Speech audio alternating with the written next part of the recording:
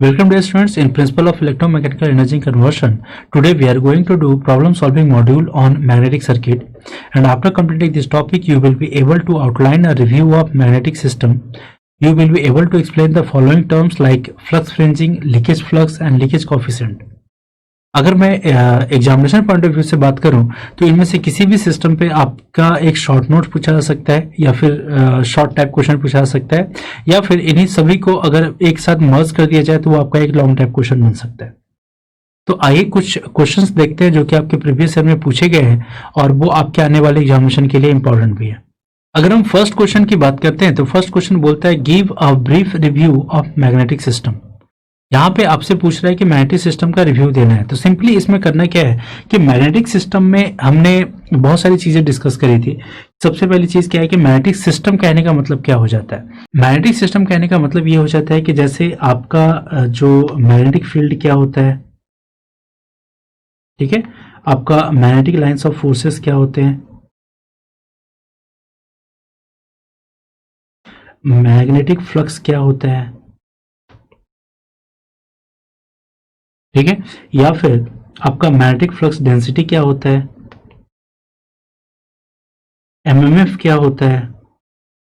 MMF जब हम discuss करेंगे तो आपका रिलक्टेंस क्या होता है, तो आपका परमियंस एंड परमिएबिलिटी क्या होता है, ठीक है। उसके बाद आप मैग्नेटिक सर्किट क्या होता है।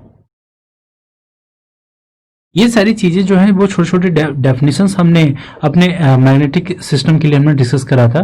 तो जैसे ये बोलता है give a brief review of magnetic system, तो एक्चुअली अब उसमें करना क्या है, उसमें आपको यही सारी चीजें एक्सप्लेन करनी है और ये आपको बताना है कि कैसे आपका कोई मैग्नेटिक सिस्टम क्रिएट होता है, उसमें क्या क्या चीजें आती है, उसका फील्ड क्या होता है, उसका मैग्नेटिक लाइंस ऑफ फोर्स क्या होता है, उस मैग्नेटिक लाइंस ऑफ फोर्स को आप मैग्नेटिक फ्लक्स कैसे कहते हैं, उसका फ्लक्स डेंसिटी कैसे होता है, एमएमएफ क्या होता है, रिलक्टेंस क्या होता है, जो आपका मैग्नेटिक सर्किट बनता है उसे क्या कहते हैं, परमिएबिलिटी क्या होता है, परमियंस क्या होता है।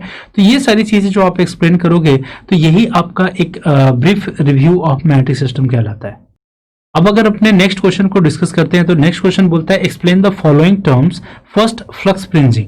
फ्लक्स फ्रिंजिंग अगर आपको याद हो तो हमने डिस्कस किया था जब हम लर्निंग मॉड्यूल डिस्कस कर रहे थे, और उस लर्निंग मॉड्यूल में फ्लक्स फ्रिंजिंग क्या था कि आपके कोर के बीच में एक एयर गैप क्रिएट हो रहा था, है ना, और जो आपका फ्लक्स अगर ये कोर ही होता तो फ्लक्स आपके स्ट्रेट लाइन से पास हो रहा होता, बट चूंकि यहाँ पे एयर गैप आ रहा था तो एयर गैप आने के कारण जो आपकी फ्लक्स की फ्रिंजिंग होने लग रही थी, और ये फ्रिंजिंग इस हिसाब से हो रही थी कि जो उसका जो क्रॉस सेक्शनल एरिया है वो बढ़ जाए, क्योंकि क्रॉस सेक्शनल एरिया के बढ़ने से आपका जो रिलक्टेंस का जो वैल्यू होता है जिसको आप आरएल या एस से रिप्रेजेंट कर सकते हैं, तो अगर आपका जो रिलक्टेंस वैल्यू है that is equal to 1 upon mu A into L upon A, तो यहाँ पे अगर आपके क्रॉस सेक्शनल एरिया का वैल्यू अगर इंक्रीज करता है तो आपका रिलक्टेंस का वैल्यू डिक्रीज करेगा, और अगर रिलक्टेंस का वैल्यू डिक्रीज करेगा तो फ्लक्स आपका लो रिलक्टेंस पाथ फॉलो करना चाहेगा। दैट मीन्स कि उससे अब उस एयर गैप से बहुत आसानी से वो अपना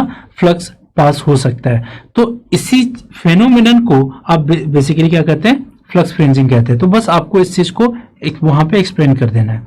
अब अगर बात करें लीकेज फ्लक्स, तो हमने जब मॉड्यूल डिस्कस करे थे लर्निंग मॉड्यूल, तो वहां पे हमने आपको बताया था कि जो फ्लक्स आपके मेन फ्लक्स का पार्ट नहीं होता है वो आपका लीकेज फ्लक्स होता है, तो वो चीज आपको अपने एलएम को रेफर करते हुए एक्सप्लेन करना है। देन वहीं पे हमने डिस्कस किया था लीकेज कोएफिशिएंट, ठीक है। तो आपको एलएम जो है वो उसको आप बहुत अच्छे से पहले पढ़ो और वहां से रेफर करते हुए आपको इन डेफिनेशंस को लिख देना है। So students, I hope that you have achieved the following learning outcome, and now you are able to outline a review of magnetic system. You are able to explain the following terms like flux fringing, leakage flux and leakage coefficient. और मैं ऐसी उम्मीद करता हूं कि आपके आने वाले एग्जामिनेशन में अगर इस पर्टिकुलर टॉपिक से कोई क्वेश्चन पूछा जाएगा तो आप उसको बहुत अच्छे से एक्सप्लेन करोगे और अच्छे मार्क्स सिक्योर करोगे।